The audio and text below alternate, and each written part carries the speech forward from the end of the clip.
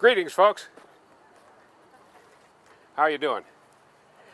My name is Hiram Krum, and I was a builder.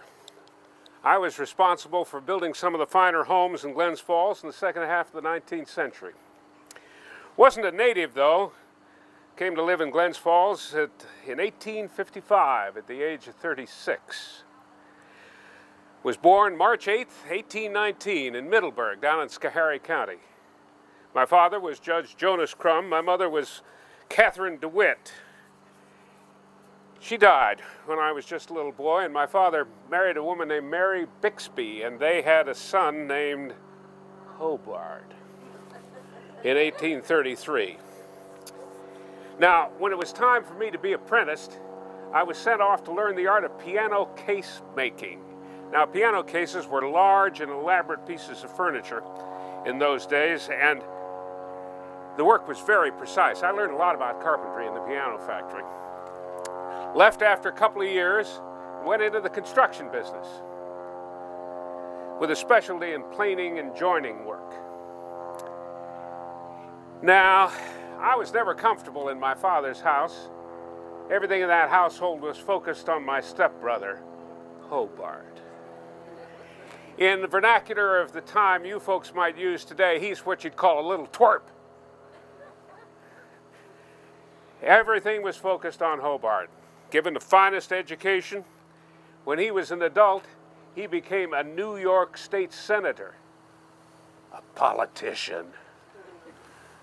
I was more determined than ever to make something of myself, and though I was envious at first, after I settled into marriage and a family, I considered myself a lucky man.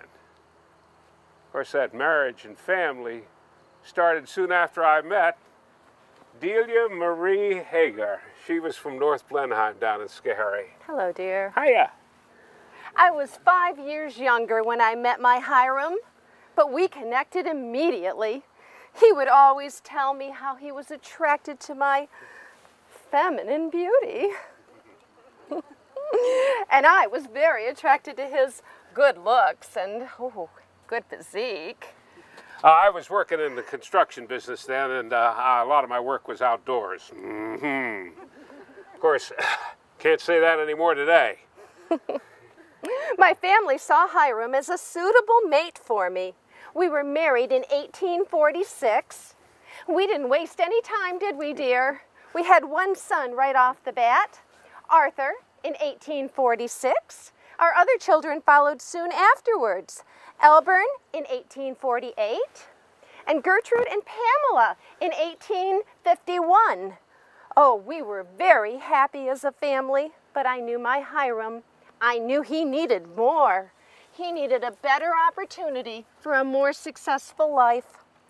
Wasn't a whole lot of what you'd call opportunity in North Blenheim, so in 1855, as I mentioned, we moved to Glens Falls, and I set up shop at the corner of Warren and Lime Street, making piano cases.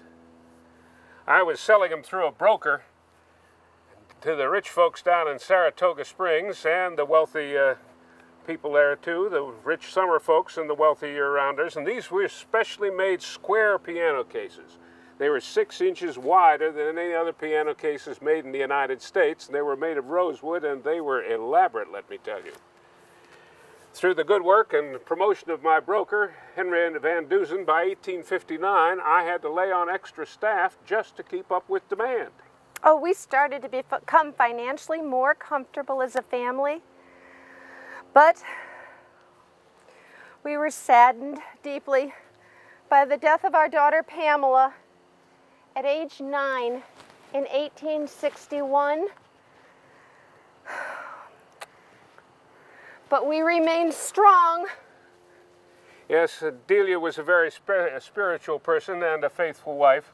And by 1865, we had built a big house at number 59 Warren Street. And we had been living at smaller quarters in the same location.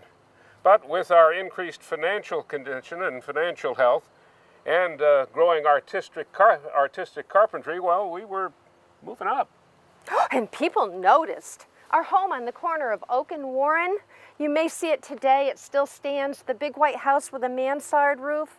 It was an amazing showcase for customers to see Hiram's skills. Our lives had become happy again until the death of our son, Arthur DeWitt Krum, who died on January 29th, 1867.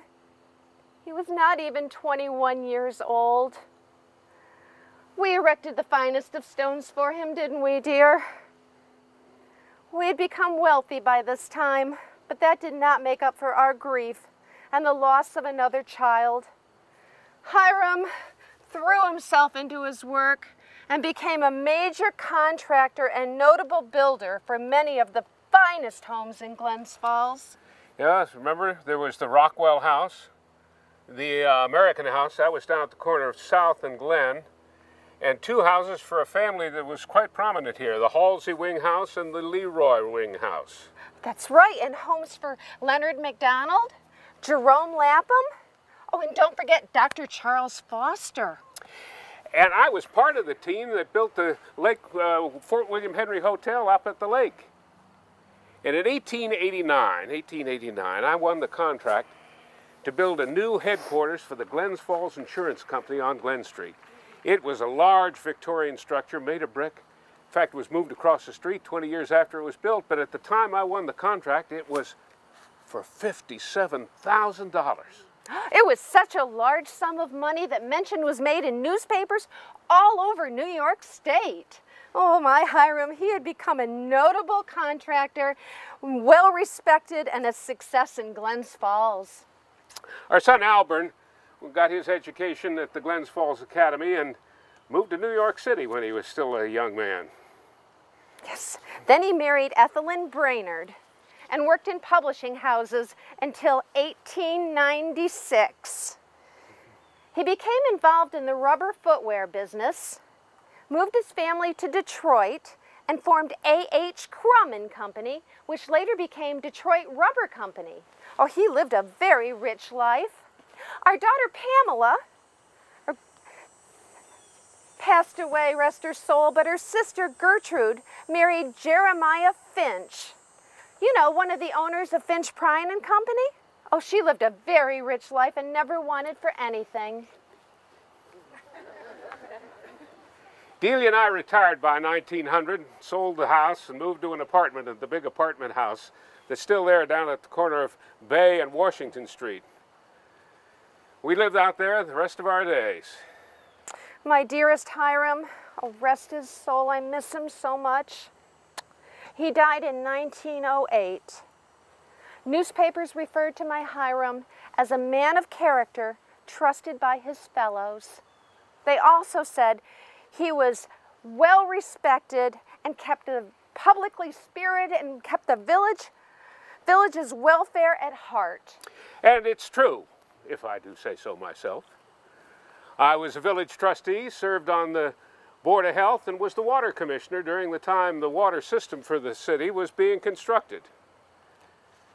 Delia died in 1912. We're all here together now, and I can say that Glens Falls is a better place because of our 40 years of residence. In my own way, I had as successful a life as that twerp Hobart. Some of my buildings are still standing in their beauty, and we are still remembered.